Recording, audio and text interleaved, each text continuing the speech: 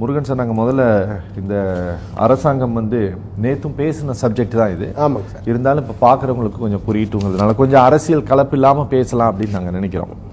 Sir, Samagra சிக்ஷா திட்டத்தின் கீழ் நமக்கு இன்னும் விடுவிக்கப்படாமல் இருக்கக்கூடிய நிதியான 2152 கோடி ரூபாயை தான் இது நீங்க கொடுக்கலன்னா 40 லட்சம் குழந்தைகள் பாதிக்கப்படுவாங்க அப்படின்ட்டு இன்னைக்கு 40 லட்சம் குழந்தைகளுடைய வாழ்வோடு விளையாடாதீர்கள் இன்னைக்கு அமைச்சர் சொல்லியிருக்காரு. சரி, அது ஏன் அப்படின்னா பிஎம் ஸ்ரீ ஸ்கூல் திட்டத்தில் கையெழுத்து போடல அப்படிங்கிறதுனால நாங்க சும்மா ஒரு விஷயத்தை மட்டும் சொல்ல விரும்புறோம் சார். 2024-25 நிதியாண்டில் இந்த பிஎம் ஸ்ரீ திட்டத்திற்காக இந்த பட்ஜெட்ல சொல்லப்பட்ட பேப்பர் இது. இந்த பட்ஜெட்ல 4 நாள் ஒரு 5 நாளைக்கு முன்னால அமைச்சர் பார்லிமெண்ட்ல சப்மிட் பண்ண பேப்பர். இந்த பேப்பர்ல 6050 கோடி ரூபாய் போன பினான்சியல் இயருக்கு இந்த பிஎம் ஸ்ரீ ஸ்கூலுக்காக பண்ணாங்க. அதுல அவங்க செலவு பண்ண தொகை பாத்தீங்கன்னா வெறும் 4500 கோடி ரூபாய் தான் சார். கிட்டத்தட்ட ஒரு 1500 கோடி ரூபாயை குறைவாகத்தான் செலவு பண்ணியிருக்காங்க. இந்த திட்டம் வேறங்கிறதுனால தான் இந்த திட்டத்திற்கு தனியா நிதி ஒதுக்கி. கரெக்ட்டுங்களா சார்? Correct sir. அதுல எந்த குழப்பமும் இல்ல. அதாவது சமக்ர சிக்ஷா திட்டம்ங்கிறது தனி, பிஎம் ஸ்ரீ ஸ்கூல் திட்டம்ங்கிறது தனி. அப்படிதானே சார்? தெளிவா சொல்றேன். கரெக்ட் தானே? அப்படிதானே? கரெக்ட் தான். ஓகே. அப்ப இதுக்கும் அதுக்கும் சம்பந்தம் கிடையாது. இல்ல, இப்ப நாம் தமிழ்நாடு அரசாங்கம் கேட்பது பாத்தீங்கன்னா சமக்ர சிக்ஷா திட்டத்திற்கான நிதியை தான் கேட்கிறோம். ஆமா, அதான் கரெக்டா சார்? அதான் கேட்கிறோம். ஓகே, அதுக்கு நாங்க தரமாட்டோம்னு அமைச்சர் சொல்லியிருக்காரு இல்ல சார்? இந்த ரெண்டுக்கும் ஏதாவது செயின் லிங்க் இருக்கா சார்? அதாவது சமக்ர சிக்ஷா அபியான்ன்றது 2018 துவங்கப்பட்டது. சரி. பிஎம்ஸ்டி என்பது அறிவிக்கப்பட்டது 2023. முதல்ல வேறுபாடு இருக்கு. புரியுது. பாராளுமன்றத்தில் உங்களுக்கு ஒப்புதல் வாங்கி ஒவ்வொரு திட்டத்துக்கும் மத்திய அரசாங்கம் எவ்வளவு கொடுக்கணும், மாநில அரசாங்கம் எவ்வளவு கொடுக்கணும்னு சொல்லிட்டு பிஏபி ப்ராஜெக்ட் அப்ரூவல் போர்டு அதுல பாராளுமன்றத்தில் ஒப்புதல் அளிக்கப்பட்டு 2152 கோடி நாங்கள் ஒரு நிதியாண்டுக்கு தருகிறோம் அப்படின்னு சொல்லிட்டு கையெழுத்து போட்டாங்க. சரி. அதனுடைய பிஏபி அப்ரூவல் என் கையில் இருக்கு. அதனுடைய பிடிஎஃப் காப்பி மத்திய அரசாங்கத்தினுடைய இருக்கு. ஏன்னா அந்த டிபார்ட்மெண்ட்ல நான் வேலை செய்துட்டு இருக்கேன். அதாவது பிஎம்ஸ்டி என்பது பிஏபி அப்ரூவலுக்கும் பிஎம்ஸ்டிக்கும் சம்பந்தமே கிடையாது. பிஎம்ஸ்டி அப்படின்னா என்ன? அந்த பிஏபி சொல்லுங்க சார். பிஏபினா என்ன சொல்லுங்க? அதோட டெஃபினிஷன் சொல்லுங்க. Project approval board. ஓ, அதாவது சென்ட்ரல் கவர்மெண்ட்னுடைய ஒரு திட்டத்தை அமல்படுத்துவதற்கான ஒரு போர்டு. அது பாராளுமன்றத்தில் ஒப்புதல் அளிக்கப்பட்டு மசோதா நிறைவேற்றப்பட்டு பாராளுமன்றத்தில் சட்டம் நிறைவேற்றப்பட்டு ஒவ்வொரு மாநிலத்திற்கும் இந்த நிதியின் கீழ் எவ்வளவு கொடுக்கலாம்னு சொல்றது அவங்க 2 பேரும் கையெழுத்து போட்டது தான். இது மாநில அரசாங்கமும் மத்திய அரசாங்கமும் கையெழுத்து போட்டு நாங்கள் தருகிறோம் சொல்லியாச்சு. அவர்கள் தருகிறோம் என்று சொன்ன அந்த பிஏபி அப்ரூவல்ல அந்த 2152 கோடியில 90 கூறுகள் இருக்கிறது. உட்கூறுகள் 90 இருக்கின்றன. 90 கூறுகளில் 20 முதன்மை கூறுகள், செகண்டரி கூறுகள் மீதிமல்ல செகண்டரி கூறுகள் என்று நாங்கள் அழைக்கின்றோம். முதன்மை கூறுகள்லையும் பிஎம்ஸ்டி இல்ல, செகண்டரி கூறுகள்லையும் பிஎம்ஸ்டி இல்ல. ஓகே. 2 கூறுகள்லையும் கிடையாது.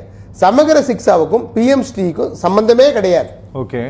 ஏன் சம்பந்தம் கிடையாது அப்படின்னு சொன்னா, நீங்க சமகர சிக்ஷா நீங்க அப்கிரேட் செய்யப்பட்டது. எஸ்எஸ்ஏ என்பது சர்வ சிக்ஷா அபியான் அப்கிரேட் செய்யப்பட்டு சமகர சிக்ஷா என்று 2017-2018 கல்வியாண்டில் அது சமகர சிக்ஷாவாக அது மேம்படுத்தப்படுகிறது. ஒன்று, அந்த காலகட்டத்தில் பிஎம்ஸ்டியும் வரல, 2017-18 என்இபியே வரல. நேஷனல் எஜுகேஷன் பாலிசி வந்தது 2020 தான். 2020க்கு பிறகு தான் பிஎம்ஸ்டின்ற ஒரு சப்ஜெக்டே வருது. அது உங்களுக்கு தெரியும். என்இபி நேஷனல் எஜுகேஷன் பாலிசி நம்ம கையில் வச்சுட்டு இருக்கோம். என்இபில தான் இந்த பிஎம்ஸ்டின்ற ஒரு மாதிரி பள்ளிகள் வருகின்றன. சரி. இந்தியா முழுக்க 14,000 பள்ளிகள் வருகின்றன. அது பள்ளி கல்வித்துறைக்கு நேரா போகுமா அல்லது அது தனித்துறையாக செல்லுமா அல்லது சமகர சிக்ஷாவினுடைய அண்டர்ல போகுமான்றதே இன்னொரு நிர்ணயம் பண்ணவே இல்லை. தமிழ்நாடு அரசு இந்த தேதி முதல் இந்த தேதி வரை அது ஒத்துக்கல. எனவே நீங்க நிதி கொடுக்க மாட்டோம் என்று சொல்வது ஒரு பேசிக் இல்லாத அடிப்படையற்ற ஒரு வாதமாகும். நீங்க முதல்ல எதுக்கு நீங்க ஒத்துக்கிட்டு கையெழுத்து போட்டீங்களோ அதுக்கு நீங்க காசு கொடுக்கல. நீங்க எதை மீறுறீங்க? மத்திய மாநில அரசாங்கத்தினுடைய ஒப்புதலையும் மீறுறீங்க, பாராளுமன்றத்தினுடைய ஒப்புதலையும் மீறுறீங்க. பிரதமரும் கையெழுத்து போட்டிருக்காரு, முதல்வரும் கையெழுத்து போட்டிருக்காரு, மத்திய மாநில கல்வி அமைச்சரும் கையெழுத்து போட்டிருக்காரு, பிரின்சிபல் செக்ரட்டரி கையெழுத்து போட்டிருக்காங்க, பாராளுமன்றத்தினுடைய தனி செயலாளர் கையெழுத்து போட்டிருக்காங்க. அந்த SPO என்று சொல்லக்கூடிய ஸ்டேட் ப்ராஜெக்ட் ஆபீஸில் இருக்கக்கூடிய IAS அதிகாரி கையெழுத்து போட்டிருக்காங்க. இவ்வளோ பேர் கையெழுத்து போட்டு நான் 2152 கோடி கொடுப்பேன் என்று ஒப்புதல் ஆன பின்பு நீங்க கொடுக்க மாட்டேன் என்று சொல்வது ஒரு சிறுவிளைத்தனமான, ஒரு அர்த்தமற்ற, ஒரு சட்டத்துக்கு புறம்பான ஒரு விஷயமாகும். இந்த நீங்க காசு கொடுக்கலன்னு சொல்றது இது ஒரு ஆர்கியூமெண்ட் கிடையாது. நீங்க சார் சொன்ன மாதிரி 40 லட்சம் குழந்தைகள் சார்ந்த விஷயம். இதுல எத்தனை பாதிப்புகள் உருவாகி கொண்டிருக்கின்றன இந்த நேரடியாக பார்த்து கொண்டிருக்கிறோம். இந்த சமகர சிக்ஷாவில் பயன்பெறக்கூடிய, ஊதியம் வாங்கக்கூடிய, பயன்பெறக்கூடிய குழந்தைகளுடைய எண்ணிக்கை 40 லட்சம். அதுல ஊனமுற்ற குழந்தைகள், மன்னிக்கணும், மாற்றுத்திறன் குழந்தைகள் 21 வகை. அந்த மாற்றுத்திறன் குழந்தைகள் எவ்வளவு பேர் இருக்காங்க? நீங்க 1 லட்சம் பேருக்கு நாங்க இன்னைக்கு TADA கொடுத்து கொண்டிருக்கிறோம். KGBV, ஏழை எளிய கிராமத்து பெண் குழந்தைகளுக்கு நாங்கள் 5500 பேருக்கு ஃப்ரீ ஹாஸ்டல் வச்சு நடத்தி கொண்டிருக்கிறோம். சமகர சிக்ஷாவில் அந்த குழந்தைகளுக்கு காலை உணவு தர முடியவில்லை, மதிய உணவு தர முடியவில்லை, இரவு உணவு தர முடியவில்லை, அவர்களுக்கு போக்குவரத்து தர முடியவில்லை. ஒன்று, மத்திய அரசாங்கம் எத்தனையோ திட்டங்களை சொல்லுகிறது, அதெல்லாம் மாநில அரசாங்கம் ஏற்றுக்கோ மாற்றுக்குன்னு சொல்றாங்க. நீங்க NEP கொண்டு வந்தீங்க, அதே போல் 1000 ஸ்கீம் கொண்டு வந்திருக்கிறீங்க. அதை ஆசிரியர்களுக்கு பயிற்சி அளிப்பதற்கு நீங்க காசு நிறுத்திட்டீங்களே. சமகர சிக்ஷா என்பது 3 அம்சங்களை கொண்டது. ஒன்று டீச்சர் எஜுகேஷன், இன்னொன்று SCRT அதுல ஒரு பகுதி, இன்னொன்று தொடக்க கல்வி, இன்னொன்று இடைநிலை கல்வி. மூன்றும் இணைந்த சமகர சிக்ஷா என்பது 1, 2, 3 3 அம்சங்களை கொண்டது. அதுல டீச்சர் எஜுகேஷன் என்பது ஆசிரியர்களுக்கு பயிற்சி அளிப்பது. இன்றைக்கு ஒரு ஆண்டுக்கு 12 மாதங்கள் 12 பயிற்சிகள் மினிமம் தருவோம். ஆனா பயிற்சி கூட தர முடியவில்லை. தமிழக அரசாங்கம் பள்ளி கல்வித்துறையில் என்னென்ன புது புது சிஸ்டம்களை கொண்டு வந்திருக்கிறது, பாடத்திட்டங்களை கொண்டு வந்திருக்கிறது என்ற ட்ரைனிங் கூட கொடுக்க முடியல. மாற்றுத்திறன் குழந்தைகளுக்கு போக்குவரத்து கொடுக்க முடியலைங்க. போக்குவரத்து கொடுக்க முடியாம அந்த கண் பார்வையற்ற குழந்தைகள் எப்படி அவர்கள் போக்குவரத்து வசதி செய்து கொள்வார்கள்? அவர்களுக்கு நிதி உதவி நாங்கள் அளித்துக் கொண்டிருக்கிறோம், அதை எப்படி அளிப்பார்கள்? சொல்கிறார்கள் தகவல் தொழில்நுட்பம் நீங்க பின்பற்றவில்லை என்று ஒரு குறிப்பிட்ட அரசியல் தலைவர் பேசினார். முந்தா நாள் பேசும்போது ICT நீங்க ஃபாலோ பண்ண மாட்டீங்களா, கவர்மெண்ட் இவ்வளவு காசு கொடுத்துருக்கிறோமே அப்படின்னு அவர் சொன்னார்.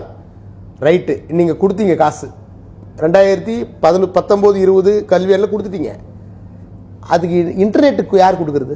அதுக்கு மின்சார வசதி யார் கொடுக்கறது? அதுக்கு இன்டர்நெட்டுக்கு ரீசார்ஜ் காசு யார் கொடுக்கறது? அதுக்கு நீங்க ICTக்கு காசு ஒதுக்கிட்டீங்க. அதன் பிறகு இன்ஸ்டாலேஷன் இன்னும் பண்ணாம இருக்க. ICT கணிப்பொறி லேப்டாப் கொடுத்தது உண்மை. அவங்க 60%, தமிழ்நாடு அரசு 40% கொடுத்து 3 ஆண்டுகளாகிறது. ஆனா இன்னும் இன்ஸ்டாலேஷனே பண்ணல. இன்ஸ்டாலேஷன் பண்றதுக்கு அமௌண்ட் வேணும், காசு இல்லை, இன்ஸ்டாலேஷன் பண்ணல. ஒன்று, குழந்தைகளுக்கு கிராண்ட்ஸ் ஒரு அரசு பள்ளி, மொத்தம் தமிழ்நாட்டில் இருக்கக்கூடிய பள்ளிகள் 38,000 அரசு பள்ளிகள் இருக்கின்றன. அந்த 38,000 அரசு பள்ளிகளில் மானியம் கொடுத்துக்கிட்டு இருக்கோம். ஒவ்வொரு பள்ளிக்கும் மானியம். ஒரு தொடக்க பள்ளி 25,000, நடுநிலை பள்ளி ஒரு 50,000, உயர்நிலை பள்ளி 1 லட்சம் ரூபாய் மானியம் கொடுக்குறோம் பள்ளிக்கு. எதுக்கு? சாக் பீஸ் வாங்குறதுக்கு.